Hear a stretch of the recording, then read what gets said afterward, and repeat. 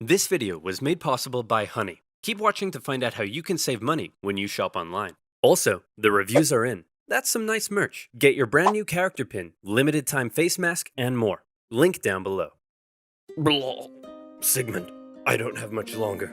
Tell me, was I a good king? You were okay.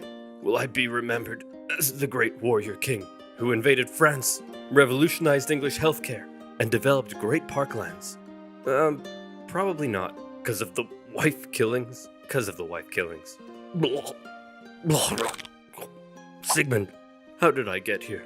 I still remember the good old days when I was a boy with a heart full of fire, and Mummy would teach me. Okay, Henry, this is a horse. Can you say horse? Divorce. What? No. Okay, let's try this one. Can you say loaf of bread? Loaf with her head. No, Henry, that's wrong. You know what? Last one. Okay. Can you say soap? Soap. Yes, that's it. I'm the supreme head of the church. Screw the Pope! You know what? You're my son and I love you, but you're freaking weird, man. The year is 1491. England has just come out of 3 decades of civil war in which a bunch of Henrys, Edwards, and one Richard had a little ding-dong over which royal house should rule the realm. Finally, a Henry won, Henry VII, and he had a son. What should we name him? My royal lineage is full of Henrys. A fine name, a vigorous name, a tenacious name, a muscular name. How about Arthur? And so Arthur, Prince of Wales and next in line to the throne, was born. 5 years later, Prince Henry was born, but nobody cares about him. He's not the heir, just a spare. The king wanted to make an alliance with Spain, so one day he said to his son Arthur, "Hey, baby, you see that lady baby? That's gonna be your wife." "But father, I'm not even 3 years old yet." "Listen, there's something you have to understand. You're my son. But more than that, you're a political bargaining tool." "But you love me, right?" "I love you as a political bargaining tool." Yay. "Hey, Pop, who the heck are you? I've written you a poem. Listen here, tiny man. Can't you see that I'm busy? But I'm your son." "I have another son?" As Arthur was in another palace, being prepped to become king, Henry lived with his mother and 2 sisters at Eltham, where he was being trained for a church career. And not just that, Henry learnt languages. He played sports. He learnt the recorder. What a nerd. Am I right? Wrong. Henry was the coolest kid around. So I told my Latin teacher he could kissius my buddius. Anyway, here's Wonderwall. Great scholars and theologians from across Europe came to meet and teach the young Prince Henry, who by all accounts was a very enlightened, bright, and charming young boy. Everybody loved Henry, and out of everything Henry was taught, more than anything, he came to adore and respect theology and Catholicism. One of Henry's tutors was English poet laureate John Skelton, who wrote a textbook for Henry that we still have today. In it, he wrote a number of important lessons for the young prince, such as, do not be mean, loathe gluttony, and do not violate widows. Important lessons for any 9-year-old boy. Around this time, Henry's older brother Arthur, now 15 years old, was married to Catherine of Aragon, sealing the union between England and Spain. And then he died. Oh, my alliance with Spain, my poor alliance with Spain. And your son, sire? Oh, yes, of course, my son. But mostly my alliance with Spain. Hey, Pop, who the heck are you? Oh, yeah! And just like that, an unprepared Prince Henry was now the new heir to the throne. And how about that alliance with Spain? Well, the solution was simple. Hey, boy, see that full-grown woman over there? That's gonna be your wife. What, my brother's widow? Yes. You're a freaking weirdo, man. Now, in the Bible, there's a verse that says marrying your brother's widow, that's a big no-no. So the king needed to convince the Pope and get his special permission. Hey, can I please have my son marry his brother's widow? Sure, why not? And so it was. Henry's life was turned on its head as he was moved to the royal court, next in line to the throne. But tragedy struck when just a few months later, his mother, with whom he was very close, suddenly died in childbirth. The loss of his mother almost certainly had a big effect on the young boy. In his older years, King Henry VII went on a bit of a paranoid trip. As was normal for a king at the time, Henry VII had to quell a number of rebellions, and as he aged, he became ever more suspicious of the nobility around him. To keep them in check, he began levying huge, ruinous fines, left, right, and center. Dukes, bishops, barons, even his own mother. No one was safe from his tyranny. and the nobility of England began to suffer. So when Henry VII finally got sick and died just after Christmas 1508, there was a lot of celebration. Not only because the tyrannical Henry VII was gone, but because his replacement was the ever-popular, charming, and handsome 18-year-old King Henry VIII. Henry married Catherine of Aragon in June 1509. You may be wondering, if it's so weird to marry your brother's widow, and since he's now king, couldn't Henry just decide not to? Well, yes, he could, but by now, Henry wanted to. The thing about Henry that was unlike many kings of the time was he married for love, and he had grown quite fond of Catherine, very fond. Historians say their marriage was unusually good, and so he was coronated king. And what a king. Compared to his tyrannical father, he was an absolute joy. Having the blood of two royal houses, he was widely supported. He was really ridiculously good looking, and those famous calves could achieve world peace. Hey Henry, now that you're king, you know what that means. Costume party! Henry pranced around the palace playing dress up with his friends. He wrote plays, he sang songs, he danced. A true Renaissance man, very different from the gluttonous wife killer we think of today. In his early reign, people from near and far would come to ask favors of the generous king. Hey man, could I gain ownership of some land near Upton Snodsbury? Sure thing, pal. Hey, could I be an earl or a baron or a viscount or something? Anything you want, man.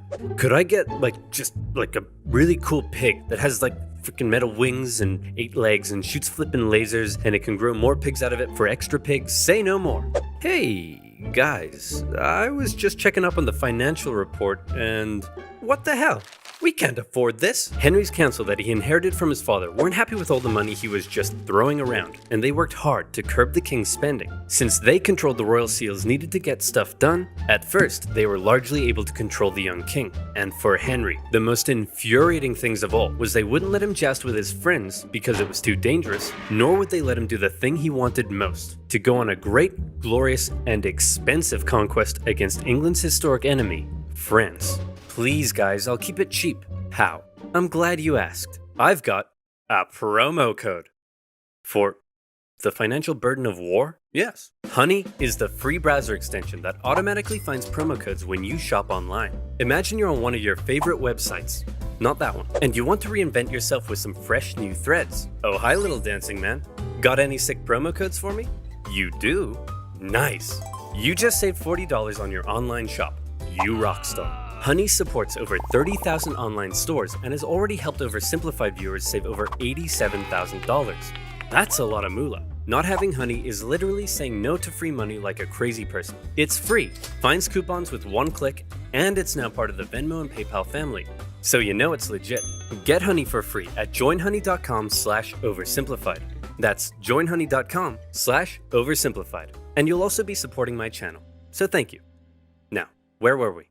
Oh yeah, sexy calves, excessive spending, and war with France. Henry wanted glory. He wanted to go down in history. If he didn't go to war in France, was he even the King of England? Man, I want to go to war so bad, but the council won't let me. Hey, maybe I can help with that. Whoa, it's Cardinal Wolsey, one of my best friends. Despite being an old-ass man, Cardinal Wolsey knew that if he helped King Henry, there'd likely be something in it for him. So what was his great, intricate plan to curb the council's power? You're the king, dum-dum. You can do whatever you want. What? Wolsey began writing bills that simply didn't require the seals, and thus Henry was back on top. For his efforts, Wolsey began to climb the ranks, and he became something of a yes man for King Henry, encouraging Henry to frolic and play while Wolsey took care of business. Hey, kid, you wanna go on an adventure? Do I ever? The Pope was at war with France and he needed some help. He offered the young, impressionable King Henry 100 Parmesan cheeses, some wine, and a golden rose if he came to the Pope's aid, and Henry was all in. At this point in his life, he still respected the church and loved the Pope, and here was the chance for war he had been waiting for. He still didn't have an heir, a fairly big problem for a monarch at the time, but right now, the only kind of smashing he was interested in was smashing French guys in the face. And so off he went. The English already held the French city of Calais. From there, Henry made a glorious victory at the Battle of the Spurs. He took the French cities of Terouanne and Tournai. Word of his victories spread. This was it. Here was the glory he had been waiting for. Back home, his beautiful wife also led armies to victory in Scotland. And better yet, she was pregnant. Soon, Henry would have an heir. All of Henry's wildest dreams were coming true. Oh, he ran out of money.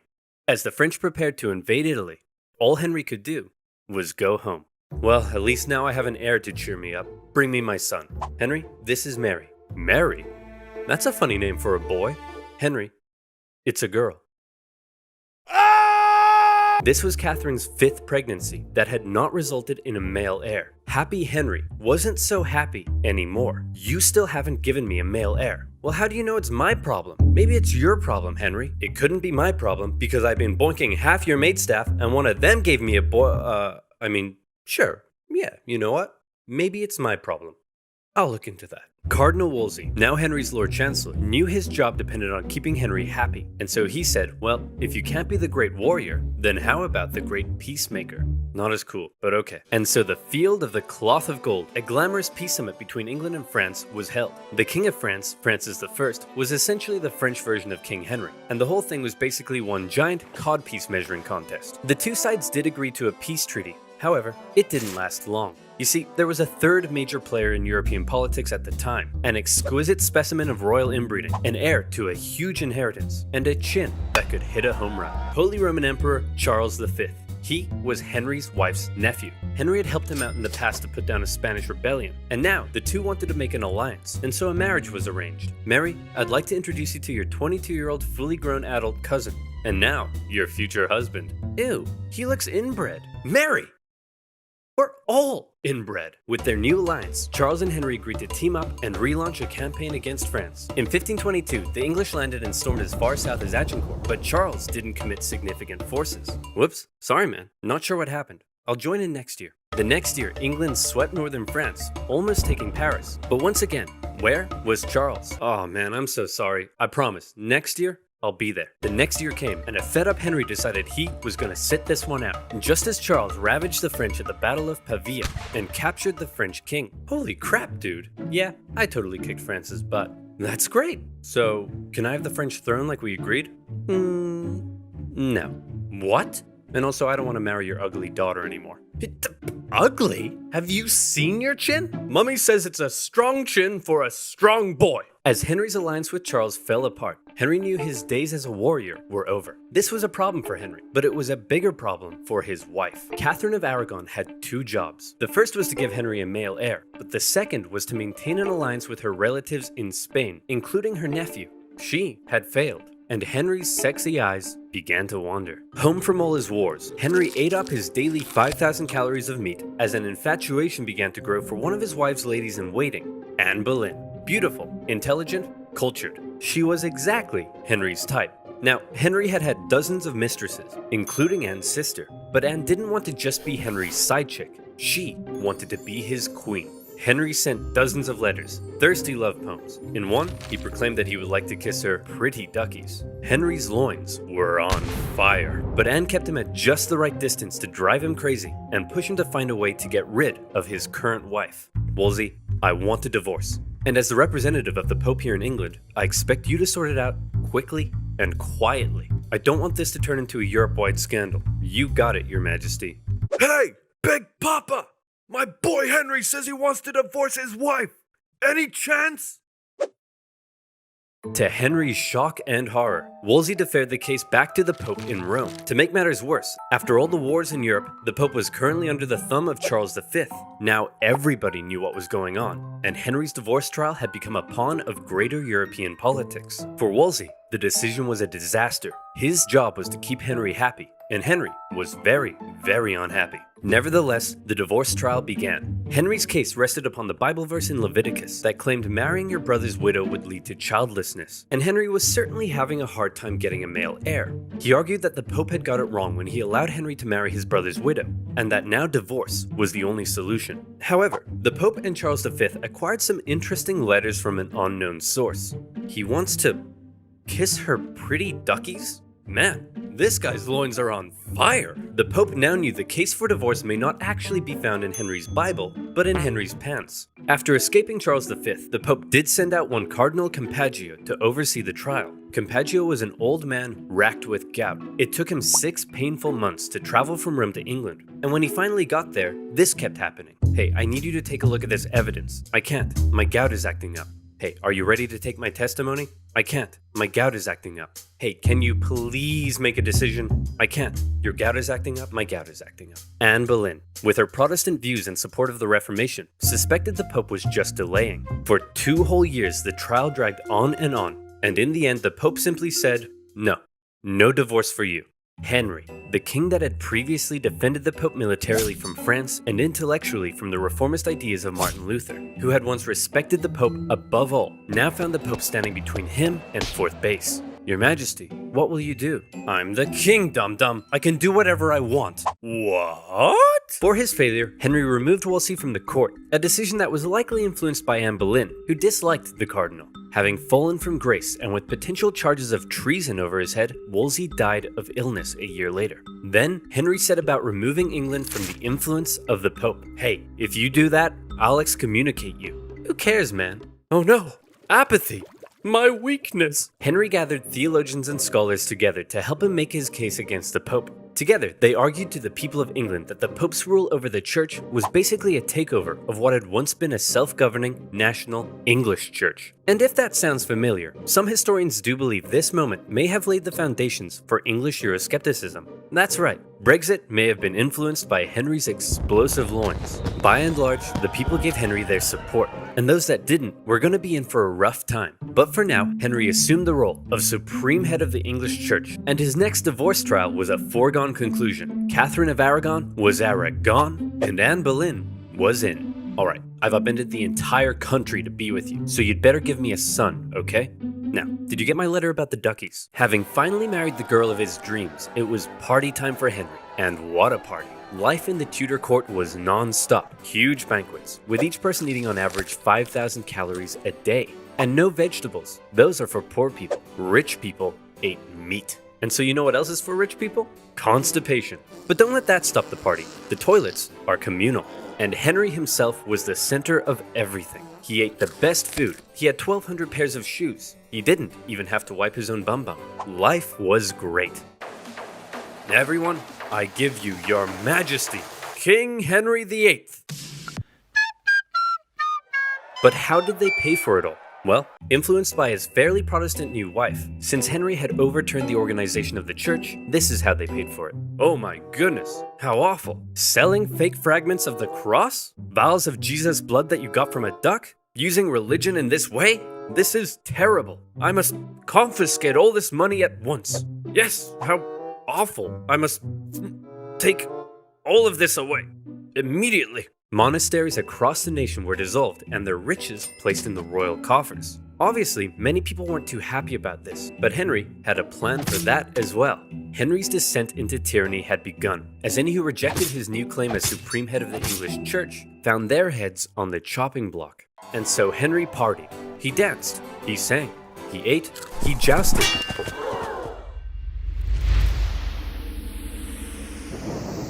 Be me. Love gluttony. Violate widows! In 1536, Henry fell from his horse in a jousting accident. Not for the first time, but certainly the heaviest fall he had taken yet. Some historians believe the brain damage caused by the incident may have violently accelerated Henry's descent into tyranny. Executions in England ramped up. During his reign, it's estimated 57,000 to 72,000 people were put to death. Rich or poor, big or small, no one was safe, and the most prominent victim of all was to be Henry's own wife. It had been 3 years since their marriage. Anne had been pregnant 4 times, yet she had only been able to produce one healthy child, a girl. What's more, it's possible she had been going around insulting Henry's manhood. Henry's eyes, once again, began to wander. His new top man, Thomas Cromwell, didn't want to end up like Cardinal Wolsey, and so he came up with a plan. There was a court musician who had been quite flirtatious in public with the Queen. Well, Thomas Cromwell and his boys got a forced confession out of him, saying that it didn't stop at innocent flirtation, and the charges came rolling in. Listen, Anne, we need to talk. Oh no, you're gonna divorce me, aren't you? Just like your last wife. Aw, no, come here, shh, no, I'm not gonna divorce you. It's much worse than that. Anne was charged with adultery, perversion, even incest, and plotting to kill the king himself. The jury found her guilty, including her own uncle and ex-fiancé, both fearing the wrath of the king. And on May 19th, 1536, Anne Boleyn was Anne Boleyn. Literally the next day, Henry married one of Anne's ladies-in-waiting, Jane Seymour, his third wife. After Anne had smack-talked his manhood, and since he still had no male heir, Henry went on a campaign to ensure the public knew he was as virile as it gets. He had this famous portrait painted of the manliest man I've ever seen, and later, he would even have his physician make a declaration about his health. King Henry is a fine specimen of a man, and please don't make me say this. Say it. And every time I look at him, I wish I was a woman. The truth is, after his jousting accident, the king had badly injured his leg and was no longer very active, yet he was still eating his daily 5,000 calories. So by now, Henry was extremely unhealthy. For the remainder of his life, he would incur a number of illnesses, and his injured leg ulcers would ooze stinking pus. A fine specimen of a man indeed. On the church front, Henry's new and now pregnant wife was a devout Catholic, and she pleaded with the king to reinstate the monasteries. Henry was sick of wives meddling in his business, and he bluntly warned her to remember what happened to Anne Boleyn. Since splitting with the Pope, Henry had been hard at work determining the theology of his new Church of England. It kept many Catholic traditions, while on the other hand embracing some reformist ideas, such as requiring the use of a new Bible not in Latin, but in English. The cover of Henry's new Bible depicted the people appearing to worship a giant King Henry. And in the corner, there's some people being put to death, just for good measure. For any who opposed Henry's ideas, whether Catholic or Protestant, for any who rebelled against him, it would be off with their heads. In October 1537, Henry finally got what he had been waiting for. His wife Jane gave birth to a healthy boy. However, the triumph soon turned to tragedy, as Jane Seymour died days later from complications during the birth. Henry mourned Jane, the woman who had given him a son, for 2 years. Your Majesty, it's time to choose your next wife. Thomas! Not now! Can't you see I'm in mourning? That one. The woman Thomas Cromwell had lined up for Henry's next marriage was the sister of a powerful German duke. But all Henry cared about was that she was pretty as pie, and Thomas Cromwell promised that indeed she was. However, when she arrived in England, Henry was less than pleased. Your Majesty, let me introduce you to your fourth wife, Anne of Cleves. What's that smell? I think it's your legs, sire. No, it's Anne of Cleves. She's ugly. This is treason. What? Off with his head. Henry found his new wife so repulsive that he never consummated the marriage and divorced her just 6 months later. And for bringing Henry an ugly, stinky woman, along with additional charges of plotting treason, Thomas Cromwell lost his head.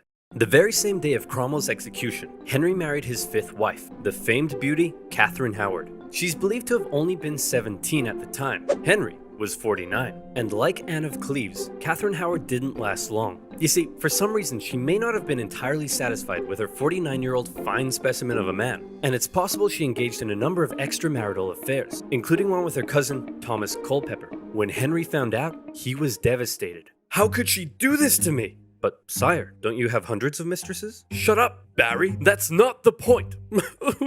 Your Majesty, you're crying. I'm not crying. It's just that sometimes, when I get sad, water comes out of my eyes! For her treason, Catherine Howard met the same fate as Anne Boleyn in 1542. So, we've had divorced, beheaded, died, divorced, beheaded, look out, here comes survived. Henry married the daughter of a royal official, Catherine Parr, in 1543, and she appears to have been a good companion to Henry. She cared for the aging king, who by now was so heavy it took several men to winch him onto his horse. She acted as a mediator within the family, and convinced the king to restore his two daughters to the line of succession. Their marriage did have one hiccup, however, when Catherine dared disagree with the king over the subject of theology. It's a miracle because when the priest says the words of institution, the bread turns into the body of Christ. Well, if you put the bread in a box for 3 months, is it a miracle that it turns moldy? Treason! You can't just call everything treason, Henry. The king called for her arrest, as serious charges were placed over her head. However, in the end, she told Henry that she had not been disagreeing with him, but simply learning from him. And so when the guards came to arrest her, the king told them to make like an Anne and cleave. Catherine Parr stayed with Henry right until the end. As he aged into his later years, in increasing pain and ill health, he grew ever more suspicious and moody. The once generous, promising young king was now feared by all around him. Sigmund, I don't have much longer. Hold me. Of course, sire. Do you have any final wishes? How about... How about one last conquest in France? And so in 1544, Henry made for Calais. The pesky French had been supporting the Scottish in their ongoing wars with England, and they also owed Henry some money. So the extremely unhealthy king personally led a siege against the French city of Boulogne. The English dug tunnels under the castle, and on the 13th of September, the French surrendered. A glorious victory for Henry. In actuality, the whole misadventure nearly bankrupted England, and they ended up giving Boulogne back to the French a few years later. But shh, don't tell Henry. He's having his moment. Finally, in 1547, a 55-year-old Henry, lapsing in and out of consciousness, passed away.